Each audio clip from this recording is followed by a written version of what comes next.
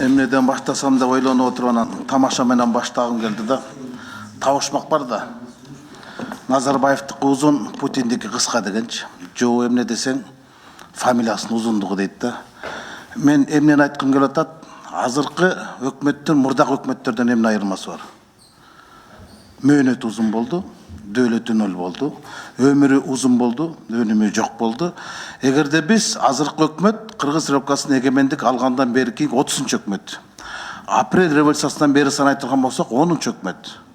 10-чы өкмөт. Эгерде 9 жылдын ичинде 10-чы өкмөт болсо, орточо эсеп менен ар бир өкмөттүн өмүр жашы 9 ай болсо, сиздерге биз 1,5 жылдык мөөнөт бердик. Анан бирок биримдик жана жаратман деген программа менен келгенсиңер. Мен ошондо эле айткам, чапанын сүйрөгөн чалдардын өкмөтү келген экенсиңер деп. Бюджетти бекитип атканда айттым эле, силер бизди кидайт этесиңер деп. Кидайт эткениңерди мен өкмөт башчынын өзүнүн сөзүнөн уктум да. Быйыл 5-апрелде өкмөттүн жыйынында Мухаммедкалы Дүйшөкевич мынтип айтыпты. 1 жылдан бери кайсы жерде кандай көйгөй бар экенин түшүндүк, эми мына реформаларды кылышыбыз керек. Реформа кылууга даяр болдук деп ойлойм. Биз 1 жыл өкмөт иштебей эле анализ кылдык. Кайсы жерде кайсы реформа кылыш керек депчи. А силер даяр келишиңиз керек болчу. Демек, жаратман деген жаратмандык эчтеке болгон жок. Биримдик дедиңер. Өзүңөрдүн биримдигиңер жок болду. Ошол кездеги өкмөттөн 8 эле киши калдыңар. 4 вице-премьер-министр калдыңар, 4 министр калдыңар. Калганын баары ара чолодо ала салып кетти. Анан азыр бизге бюджет тап келдиңер. Бирок сиздер 2018 жылдын бюджетин аткарган жоксуңар, киреше бөлүгүн. 2019-ду аткара албайсыңар. Азыр 2020-га алып келдиңер. 10 миллиард менен де мурдагы өкмөттөр 20 миллиард менен биз 10 миллиард менен келдик де. Бул жетишкендик эмес да. Бул ийгилик эмес, бул чийкилик да. 151 миллион 762 миң 419 сом болчу. Быйылкы жылдын киреше бөлүгү. А бирок силер аны аткара албай атасыңар да. Чыгашаңар 161 миллион 913 миң 144. Эми силер азыр былтыркы жылдарга салыштырмалуу 13 миллиард 200 миллион менен келе атасыздар. Туурабы Улукбек Тайчиевич? 20 туурабы? Анан сиздер 2019-дун бюджети азыр выпадение мен эсебим боюнча 7 миллиардка жете турган болсо, 13 миллиард кошо турган болсок 20 миллиард. Акчаны силер кайдан табасыңар, мен түшүнбөйм. 19-дун акчасын киреше бөлүгүн аткарбай жатып, 20-да амбициялык пландар менен келе атасыңар да.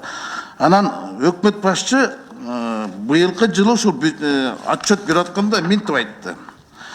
Өзүнүн сөзүн бир дагы тамгасын бурбай окуп берейин. Макроэкономикалык көрсөткүч боюнча 4%дан кем эмес ички дүң өнүмүнүн өсүшүнө жетебиз.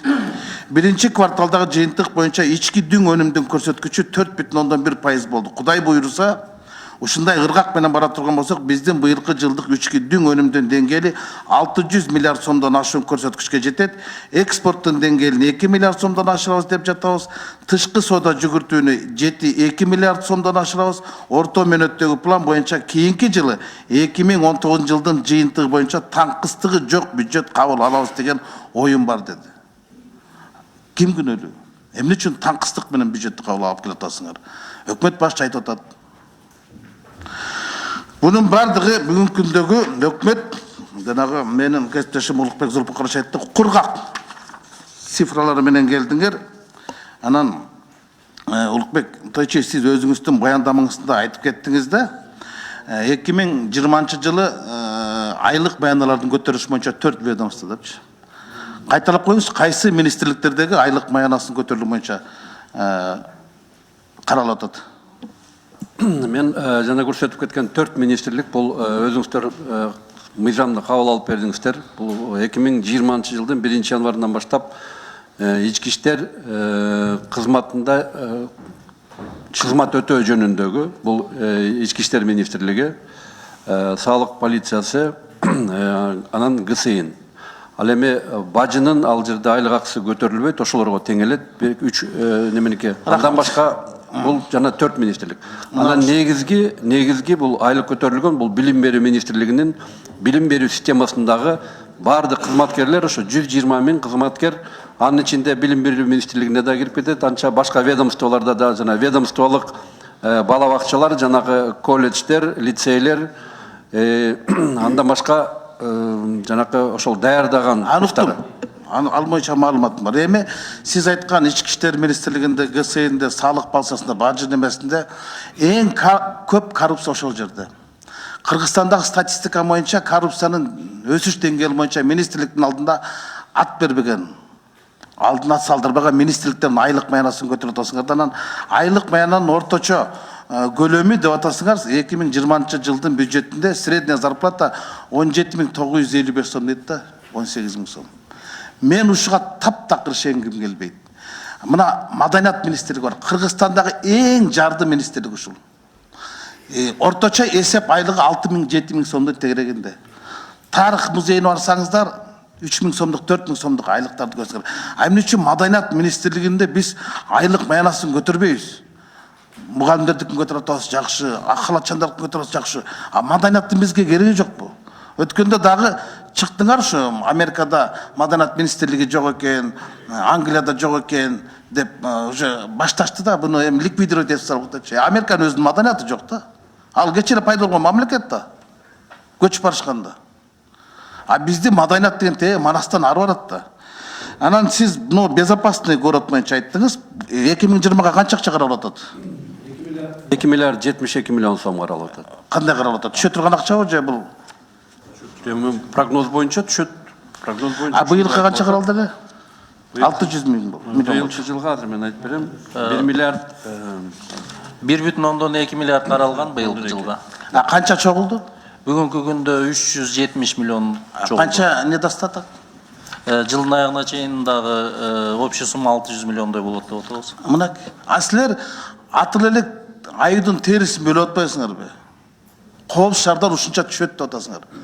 Азыр эми коопсуз өлкөнү киргизип атасыңар, жоопсуз өлкөнү. Эмне үчүн түшпөй атат? Анткени мен башында айткам, бул фирма менен бул шерба деген. Азыр экинчи төндөрдө өткөрдүңөр. Президентибиз Сооронбай Шарипович айтты. Санарип тештирүү боюнча болгон орток зал эл аралык жыйында айтты. Адамдын жеке маалыматы,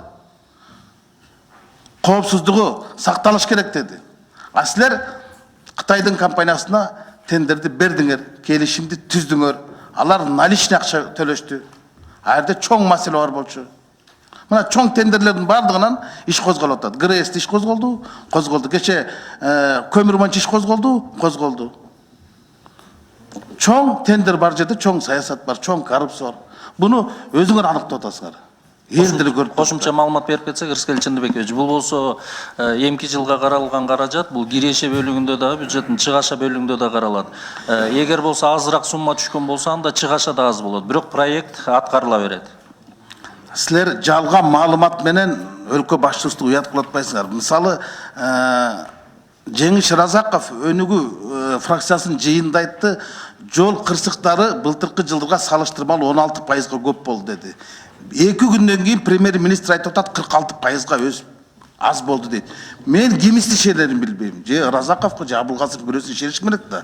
Антейин десем, айтып атасыңар жол кырсыктары азайды деп. Но Бишкек шаарында эле сентябрь айында 10 киши набут болду жол кырсыктарынан. Буну жашырып атасыңар.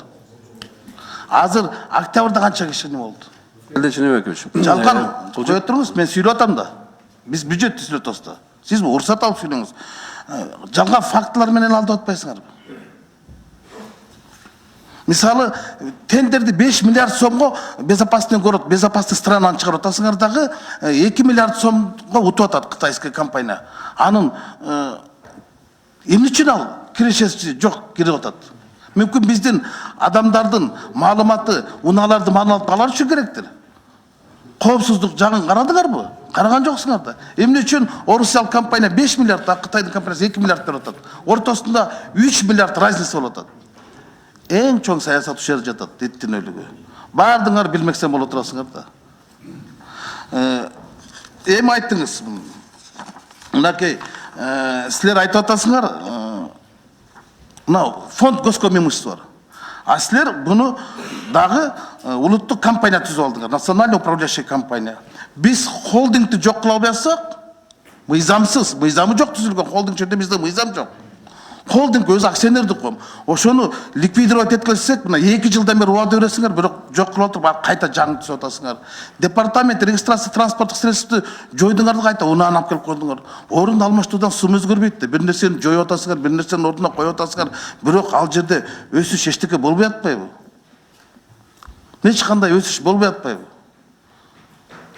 Анан кантип ушундай бюджет менен биз да алдамчы болуп атабыз, силер да алдамчы болуп атасыңар. Албай алдына жараша дегенде эле силер деле аткаруу бийлиги мындай акыл калчап, мынчалык эми мен ишенбей турам да, ушул 2018-2009 бюджетін аткара албай туруп, анан 2020-га анан кантип 163 миллиард 170 чыгар мен келип атасыңар. Мен такыр түшүп келбейт. Анан силер шардана кеп кылып атасыңар да, биз мурдагы өкмөттөргө салыштырмалуу дефицитти азайтып алып келдик депчи, мурдагы өкмөттөр 22 миллиард менен алып келсе, биз 10 миллиард менен кирип атабыз деп.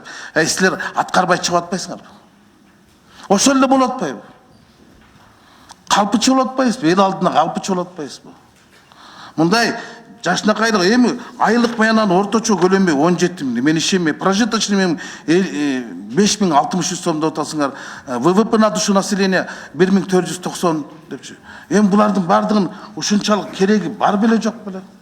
Биз 19-дукун азыр 6 айдын көлөмүндө канча выпадение? Мулукбек Точевич, канча минус менен келе атабыз? 9 айдын жыйынтыгы боюнча 6,8 миллиард. 6,8 миллиард карыз менен келе атабыз. Былтыр жылы боюнча 6,7 миллиард менен карыз менен чыкканбыз. Жыл этегине чейин бул 8-9 миллиардка барат. Силер азыр декабрда биринчи кварталдын салыгын төктүрүп баштайсыңар. Жалган фактлар менен, жалган актлар менен иштештин канчалык керек. Анан жалаң эле лента кесип эле жыргап атасыңар да. Ачылыш кылып эле. Эми тушоо кесүү жагына барбасаңар эле болду. Кудай сактасын. Ленталар түгөн калып. Бирок жок да, мына Таласта канча ишкана ишке кирди? Отчетуңарда жүрөт 124 деп. Кайсы ишканалар кирди Таласта? Предприятие ишканалар айтып бергилчи. Мен бүгүн түштөн кийин барып көрүп келейин ошол ишканаларды. Кайсы ишканалар ишке кирди? Мисалы, биздин кесиптешибиз Азамат Арапбаевдин ачкан ишканасы бул өкмөт ачкан жок. Гавайинин ээсинин ачкан сүт заводдору ал өкмөттүк эмес да. Түркиянын ишкер ачкан мейманкана ал өкмөттүн ийгилиги эмес да. Улан Примов ачкан арка ал өкмөттүн ийгилиги эмес да. Бирок кызыл ленталарды тимле чытырата кесип атабыз. Айтып бересизби канча ишкана Таласта ачылганын? Экономика министри мына келип, орун басар айта албай аткан, өзү келип. Айтып беріңізші, кайсы ишканалар ачылган, кайсы айында, кайсы районда? 8 айдын жыйынтыгы боюнча жалпысынан 6 ишкана ачылган Таласта. Жо, мен ошо 6 ишкананы билгим келип атат, ошол жерге баргым келип атат. Кайсы? Айтыңызчы, кайсы Кара Бурада барбы, Бакаятада барбы?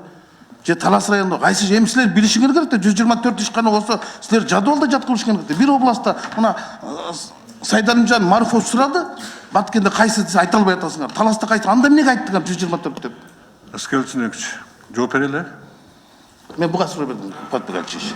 Экономика министри билиш керек да. Сиз билесиз, сизге рахмат. Буларыңыз билбей атпайбы, карачы. Анда силер эмне келдиңер? Биз Кубатбек Айылчевич менен отуруп эле бюджетти кабыл алып берип койбойбузбу? Келдичинекич, уруксат берсеңиз, биз жанагы мурунку суроолоруңузга жооп берип коеюнбу, пока азыр карагыча. Маданият кызматкерлери боюнча өзүңүз жакшы билесиз, мына 11 улуттук маданий мекемелеринин айлыктары көтөрүлгөн 19-жылы.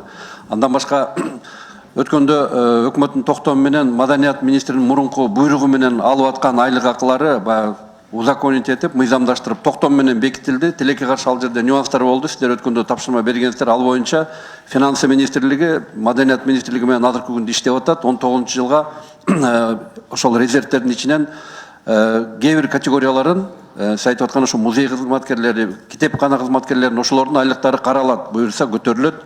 Анан сиз айтып кеткен жанагы аварийность боюнча премьер айткан 42% азайды деген бул жанакы аппаратный комплекс видео жабдыктар коюлган гана участоктарда 42%-га ал төмөндөдү. Негизинен республика боюнча 16%-га аварийный өлүм саны көбөйдү. Көбөйдү туура. Ал республика боюнча, а именно 42% төмөндөгөн ошол жанакы аппаратный комплекстер орнотулган жерлерде ал жерде төмөндөдү. Ал факт. Анан Рахмат, Улукбек Төчө, сиз жакшы нерсе айттыңыз. Мисалы, могу жерде камера турса, мен ал көчө менен өтпөйм, мен жамгыр чино менен өтөм. Терде турса, мен профсоюз менен өтөм. Элдин бардыгы адам качып атат да, бирок нар жакта көбөйүп атат, биякта азайып атат. Анан жалпысын алганда бул 16%-га көбөйтпөдү. 3000 азамат отурат башка 3542 жол кырсыгы көбөйүп кетти. Анан коопсуз шаар эми жоопсуз болуп калды. Эффект жок болду. Жок, андай эмес да. Ызкелчинбекович, коопсуз шаар биздин мамлекеттин бир шаарынын кичинекей эле бир участогуна коюлду. Биринчи таа деп. Экинчи таа кирет. Республика боюнча камтыганда башка эффект болот. Анан биз бул бир перекрестка коюп алып, 4 перекрестканы контроль кылабыз деген туура эмес да. Биз дагы өзүбүздүн чөнтөгүбүзгө жараша, ылайыгына жараша баштайбыз. Эми макул эми сиз өзүңүздүн оюңуз бар. Токтобой сүйлөдүңүз, Ызкелчинбекович, мен сизди урматтайм. Муютуп сүйлөйсүз, жакшы сүйлөйсүз уюштуруп.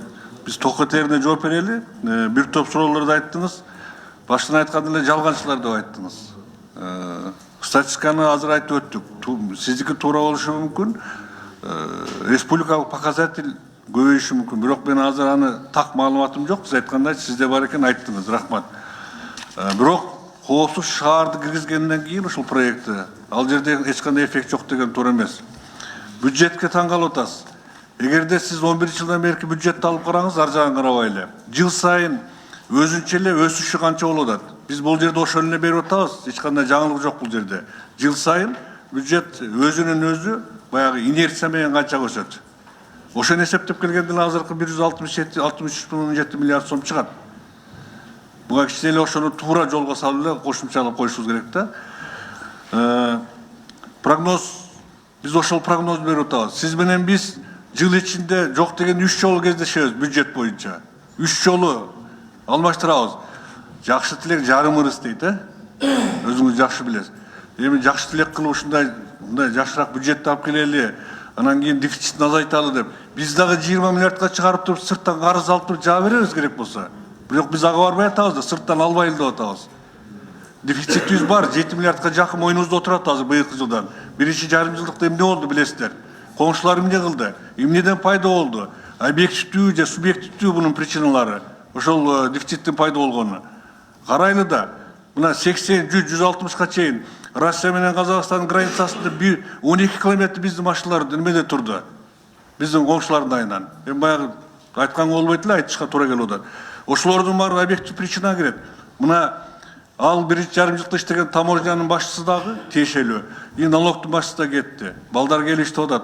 Кудай буюрса налоговый бир топ жакшы жолго коюп түздөп баштады азыр. И таможняда иштеп атат ошондой эле. Сүйлөшүүлөр жүргүзүп атабыз. Колдон келишинче биз кыскартканга аракет кылабыз.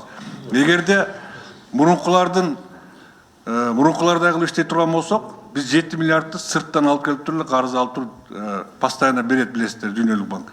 Ошондой болду жаап койсок да болмок. Биз ага барбай атабыз да, карыз көбөйбөсүн депчи. Бул жагын туура түшүнсөңүздөр жакшы болот да. Анан кийин коопсуздар Кудай буюрса берет өзүнүн эффектисин. Туура, кооптулугу жагына сиздер билесиздер, тендерный комиссиянын ичинде ГКМнын представители, башка керектүү спецслужбалардын представителдери отурат. Ошолор карайт. Анан кийин азыр биз аз бергенге бербей туруп, тендерде көбүрөөк бергенге берсек, сиздин эле коллегаларыңыз общество эмне деп чыгат? Эмне үчүн 2,5 берсе, сен 5ке бердиң деп айтат, туурабы? Палка двух концов, орусча айтканда. Өйдө тарсаң өгүзүлөт, ылдый тарсаң араба сынат да, өкмөттүн бүгүнкү акыбалычы. Биз мына мыйзамдарды толтура жазып келип туруп, ушуга келип такаганбыз да. Бул мыйзамга тооруласаң, наркы мыйзамга каршы келесиң. Айла жок чыгып атабыз. Эми биз азыр инициатива кылып атабыз, мыйзамдардын баарын инвентаризация кылып, бир төпкө келтирбесек, ушул баягы кейпибизден кеткидей эмеспиз. Анан кичине сабыр кылып туралы, результаты болот. 2 миллиард 100 миллионду биз киргизгенибиз, биз ошол ага чейин Кудай буюрса экинчи этаптын дагы коопсуз шаардын кээ бир объектилери кирип калат деп атабыз. Ошолор кирсе поступление көбөйөт депчи.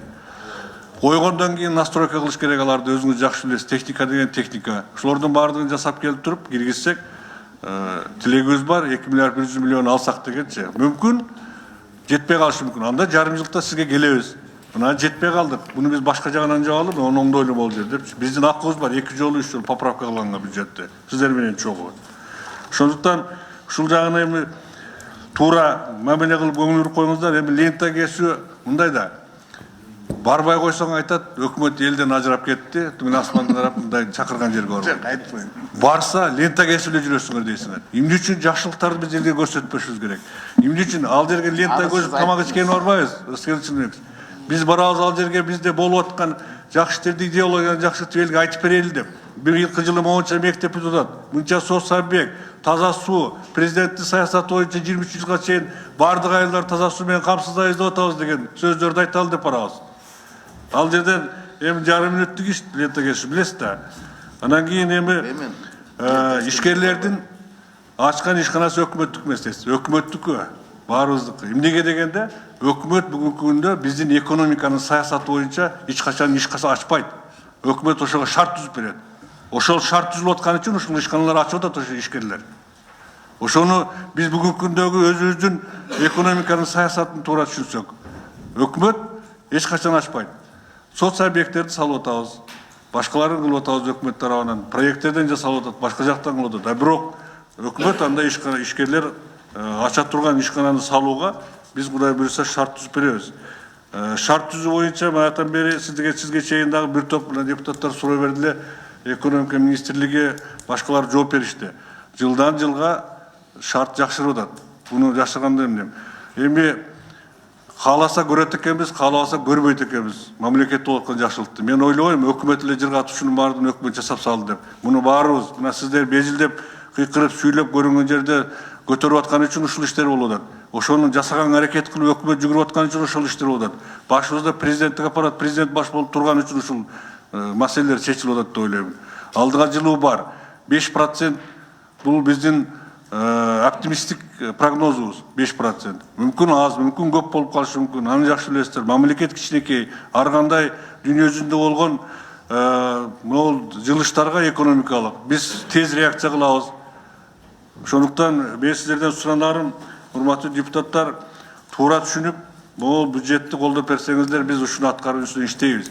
Жылдын аягына чейин 2 ай бар, 7 миллиардты дагы азайтып иштегенге аракет кылабыз. Туура түшүнүңүздөр, биз дефицитти жок деп атканыбыздын себеби биз сырттан мурунку жаап жүргөн маселелерди албай эле карызды деп атабыз. Ушуга сиздер колдоп берип койсоңуздар, биз ушунун үстүнөн иштейбиз, Кудай буйрса. Рахмат көңүлүңүзгө. Сиз Кубатбек Айылчевич баяндамаңызга караганда мага көбүрөөк убакыт жооп бердиңиз да. Мен бир жалган нерсени айткан жокмун. Мен Мухаммедкалый Дүйшекевичтин апрелде 5 апрелде өкмөттүн жыйынында айткан сөзүн сөзмө сөз тамгасын бузбай окуп бердим. Анын жогорку кеңеште бир жылдык отчетун бергендеги сөзүмдү айтып бердим. Кобушар боюнча мен дагы жалганчылап атабыз, бирок тетердеги зам министри айтып атпайбы? 900 миллион сом түшпөй калды. Азыр 300 миллион 1 миллиард деп. Анан кийин сиз эффект бар деп атасыз, тиги эффект жок деп атат. Анда мен калпчы болбошум керек да. Анда башка киши калпчы болуш керек да. Кобушардан түшө турган акча быйыл түшпөй калса мен эмне үчүн калпчы болушум керек? Сиз калпчы эмессиз. Жок. Сиз айттыңыз, жакшы сөз жарым ырыс деп, жакшы тилек деп, туура. Мен да жакшы тилейин. Жакшы иштеп кеткиле деп мен деле добуш берем. Бирок коомчулукта ушундай сөз болуп атат да. Лента кескенди мен сындаган жок, мага чейинкилер сындап салды да. Бирок ошондойдон алысыраак болгону соңго дейм. Элдин пикири башка, эксперттердин пикири таптакыр башка болуп атпайбы? Коомдун пикири башка, коомдун пикири башка да. Ана сиз мындай сүйлөгөндө мындай басым жазап мени мындай базактабай эле, какшыктабай эле айланып тийишип атпайсызбы? Мен сизди этият болууга чакыра турам да. Мен сүйлөсөм сиздерде болуп актылар менен сүйлөбөйм. Жалган. Мен фактылар менен сүйлөп атам. Көчөдөгү болгон чындыкты, көргөн чындыкты айтып атам. Эмне калппы? Мен кайсы жерден калп айттым? Анда далилдеп бергиле. Анда эгер ошончолук эле мен калп айтып силер чын айткан болсоңор, келгиле кайсы бир сөзүмдү стенограмма алып сотко бергиле. Мен ошону сотто доказать этип берейин. Эми силер айтып алып келип атсаңар, өзүңөр мойнуң аркылуу атасыңар. Мына 7 миллиардка чейин барып азайтып атасыңар. Былтыркы биз 3 жолу колдоп бердик да, 2 жол бюджеттикерди колдоп бердик, 2 жол силерди колдоп бердик. Эми 3-үчү жолу колдоп берип атасыңар, дагы деле колдоп берип атабыз. Анан кайсы жерде биздин күнөө атат? Анан айтканда айтып атпайсыңар, силер чыгарып берген токтомдор, силер чыгарып берген деп күнөөнү бизге өткөрүп атасыңар да, жогорку кеңеш күнөөлүү депчи. Ошол ортодо, эки ортодо биз жогорку кеңештин депутаттары дагы эл алдына башыбыз шылкыйып калды. Бизди көбүрөөк ашатып атпайбы силерге караганда? Биз силерди көбүрөөк ашасак, силер элге кошулуп бизди ашатып атпайсыңар. Биз силерге болушабыз деп бизге өзүбүзгө болуша турган кишини таппай калбадыкпы? Элиталар да атпайбы бизди, какшыкташып. Ошон үчүн айттым. Эми мен албетте кандай болгон күндө деле биз добуш берген өкпөсүңөр. Биз эки башка мамлекеттин адамдары эмеспиз. Мен деле чийкилик каалабайм, ийгилик каалайм. Бирок мына фактыларды эл эртең ушунун калпы чыгып калат да. Тарпы чыгып калат да. Ошондо мындай жакшы даярданып келсе деп. Мына азыр экономика министриңиз караңызчы, Куатбек Айчевич. Эч даярдыгы жок келишти. 124 компаниянын кайсы иштикке киргенин билбей отурат. Баткенде кайсы талаш кайсы жалпы саны 6 дейт. Ушу кантип отчетко келет анан? Ийгилик каалайм, рахмат. Ачуу кетип басам. Сиз калпычы болгон жоксуз. Сиз фактын айтып атасыз, туура айтып атасыз. Мүмкүн биздин ошол кээ бир жыйналыштарда айткан сөздөр туура эмес айтылып, анан сиздерге туура эмес факт жетип калышы да мүмкүн да. Мен жана айтпадым, менде жок. Мен тактайын, анан кийин сизге мен лично өзүм телефон чалып же болбосо мындай айтамын. Чындап эле кандай экен ситуациячы. Анан эми цифраларда кээде ошондой келишпестик болот. Мына 126 атат, менде 132 жалып жүрөт. Биздин өзүбүздө бар андай кемчилик. Мен аны моюнга алам. Бирок мен сизди эч калпычы деп айткан жокмун. Бирок жанагы маселелерге көңүл буруп койсоңуздар.